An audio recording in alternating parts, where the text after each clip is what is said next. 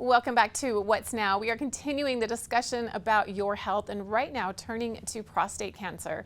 September is Prostate Cancer Awareness Month, and I recently spoke with a doctor all about what you need to know right now with this devastating cancer, why it's on the rise, why many men struggle with it, and things that are happening and developing right now as far as drugs, treatment, and more. Let's take a look. With us today is Dr. Earle Burgess, an oncologist from Charlotte, North Carolina.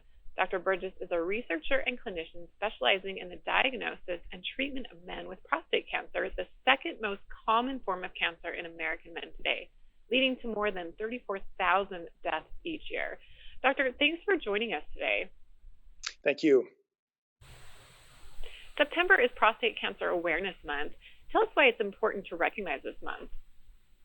Well, thank you for the opportunity to speak to you today and to raise awareness about prostate cancer. In the United States, it's now the second most common cancer behind skin cancer.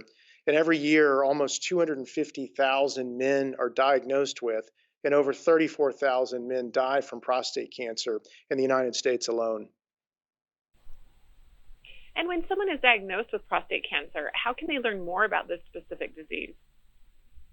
There are really two key tools that physicians use to determine the full extent of cancer when somebody's been diagnosed with prostate cancer. One is a blood test called PSA. This is a biomarker that generally correlates with how advanced the cancer may be and suggests whether someone may have cancer that's spread to other parts of the body or metastasized. But PSA cannot tell us where in the body the cancer may have spread.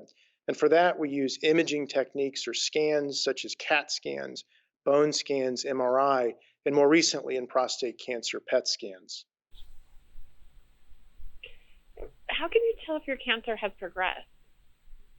It's through the use of these imaging techniques or scans.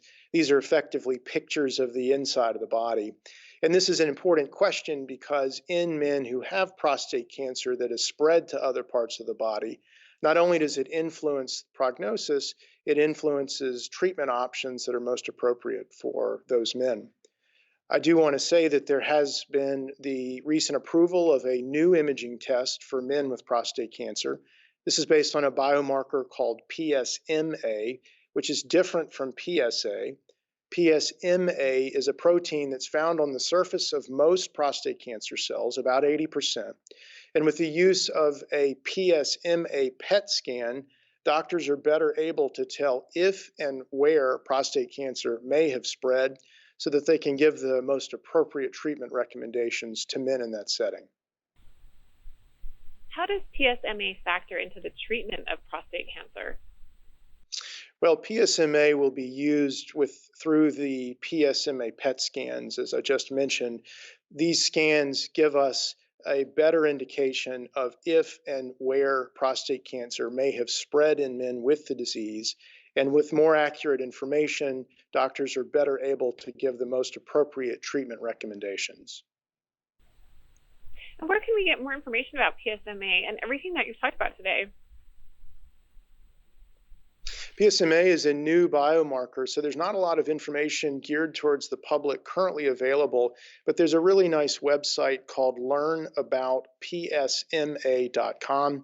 That's learnaboutpsma.com. So I would direct anybody who has interest in PSMA and learning how it's different from PSA to that website. And for men who have prostate cancer and wonder if a PSMA PET scan is appropriate for them, I would direct them to talk to their doctor about this new test so they can decide if it's an appropriate test for them. Dr. Burgess, thank you again for joining us today. With nearly 250,000 new cases of prostate cancer each year, this is something men should closely monitor as they age. I appreciate your time. Thank you. It's been my pleasure.